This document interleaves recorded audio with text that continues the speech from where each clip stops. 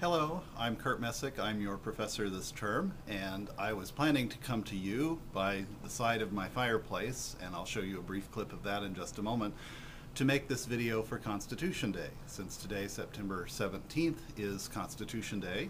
Constitution Day dates back to 1787, and we are now in 2009, which means we are 222 years later, so that's an easy number to remember. My fireplace wouldn't start this morning. We had work done on the chimney recently, and they turned off the gas to the fire, and as I was trying to fire it up, there was no fire. So we have the lovely YouTube fire going in the background, which is in some ways oddly appropriate. Back in the 1930s, the president at the time, Franklin Delano Roosevelt, used to bypass the Congress and bypass the Supreme Court and bypass the press and talk directly to the American people with what he called fireside chats. And I decided in honor of that idea and the fact that it's very cold outside here in Indiana that I would sit next to the fire and have my own fireside chat with you. Franklin Delano Roosevelt was someone who used the fireside chat quite effectively as part of his presidential arsenal of public relations tools. We tend to associate the idea of a fireside chat with him, even though it was a fireside chat. In fact, they were really done on the radio, so no one actually saw him at his fireside chat from their homes, but frequently they would be sitting near the fire and near the radio at the same time in their own homes, so they got that same feel. We tend to think of him as having done a lot of them, but in fact, over the course of his dozen years in office, he was elected 4 times, but he died shortly after his 4th presidential election, so therefore he only really served a little over 12 years in office. But he only did about 24 or so fireside chats. I think there are 30 or 31 of them on record. That's not very many. That's 2 or 3 per year. We can contrast that with presidential weekly radio addresses that have been incorporated for quite some time after that, up to and including our most recent president, George W. Bush. But Barack Obama, in his administration, has turned, instead of doing radio addresses, to doing YouTube addresses. So perhaps our digital fire, thanks to YouTube, is oddly appropriate in regards to our current situation. We are adaptable. And one of the things that is a feature of the Constitution is that it is adaptable as well. And I wanted to share a few resources. Some of you may be aware of little booklets like this that you can find. I carry this around with me quite a lot. It is the Constitution and fascinating facts about it. Very, very handy, very condensed. Different dates to remember, of course, that it has, the different people who were at the Constitutional Convention, the different things that were debated along the way. And of course, one of the things that we come to expect is that because it is a flexible document, that it can be amended, and we have all of the amendments in this as well. There are also books that I can recommend, like this one called Constitutional Journal, with a foreword by Warren Burger, who is Chief Justice of the Supreme Court before Rehnquist, who is Chief Justice of the Supreme Court before our current Chief Justice, Roberts. And this is a correspondence report of the Constitutional Convention.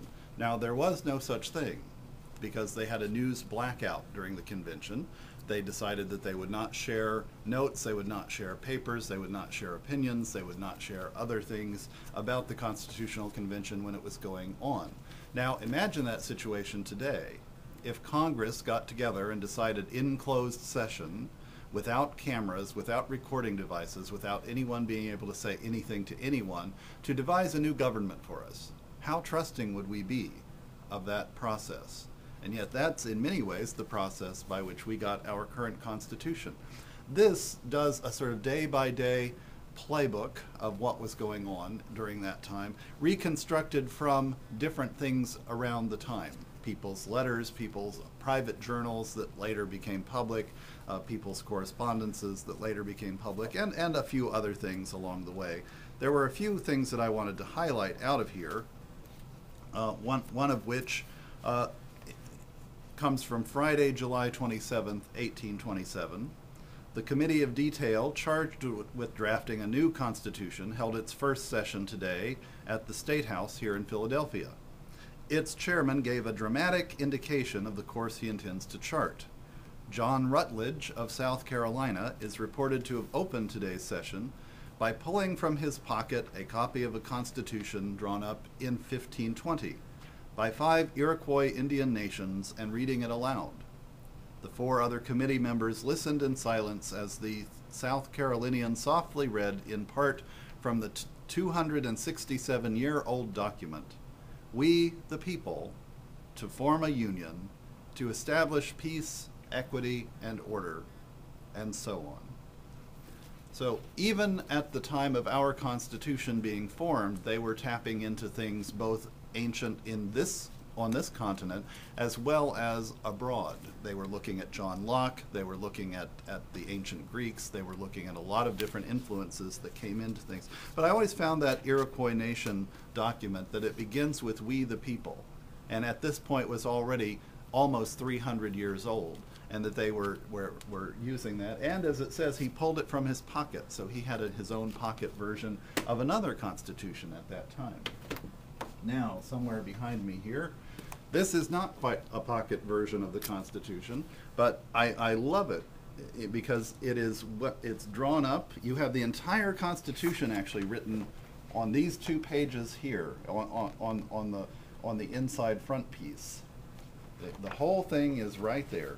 But then the artist has gone through article by article and put different images and different graphics in there. Of course, the first 10 amendments to the Constitution are called the Bill of Rights, and here we have Article 1, and we have an eagle on a soapbox. And of course, one of the rights given to us through Article 1 is that we have freedom of speech. One of the things that is recognized that we have is freedom of speech. There are other things as well. We have certain amendments that do away with slavery. 1865, neither slavery nor involuntary servitude shall exist in the United States. And there we have scissors cutting the chains. And we have other kinds of things. I love this particular graphic. I both hate it and love it at the same time. This is Amendment 16, 1913. This is the one that says that Congress shall have the power to grant income taxes. And if you notice, we have here Uncle Sam misdirecting you while having a hand in the pocket on the other side. I love the sort of the ironic twists to some of the graphics that are in this. This is inscribed and illustrated by a guy named Sam Fink, and I recommend it highly. If you go on to constitutional law classes as an undergraduate, you might use a variation of the Mason and Beanie book. Many years ago, I used this book as a part of a constitutional law class when I was an undergraduate, and it goes through significant court cases and the history of the Constitution as it is applied in our nation. And then finally, if you go on to law school, you'll probably become very familiar with a series of books called Horn books, of which this is one on constitutional law. And again, it goes into quite a lot of detail about the different cases that have come up over time that deal with the Constitution, everything from Marbury versus Madison to Kellow versus the City of New London, which we study in the political science class, American Government, here during, I believe, week 5 or 6, and other things in between. So I recommend you can get Hornbook series books on some of the bookseller services. If you get older editions, you can often find them for fairly inexpensive prices. And the bulk of constitutional law history remains the same. So if you're interested in it from that standpoint, please look it up. But it's exciting to think about the Constitution, to realize that we're living still in the fullness of the ideas of the Constitution, sort of backed up by the philosophical ideas in the Declaration of Independence. I've attached here a few other videos that I hope you'll take a look at, and I hope you have a good time for Constitution Day, and do scout around and take a look. And you also might do a web search, thanks to the television show The West Wing, this has become a sort of popular thing for people to do sometimes on Constitution Day. Do a web search and look for the typo in the Constitution. And I don't mean a typo in the printing up in the different books, but I mean a typo in the actual one, and see if you can figure out whether or not it is a comma or a smudge.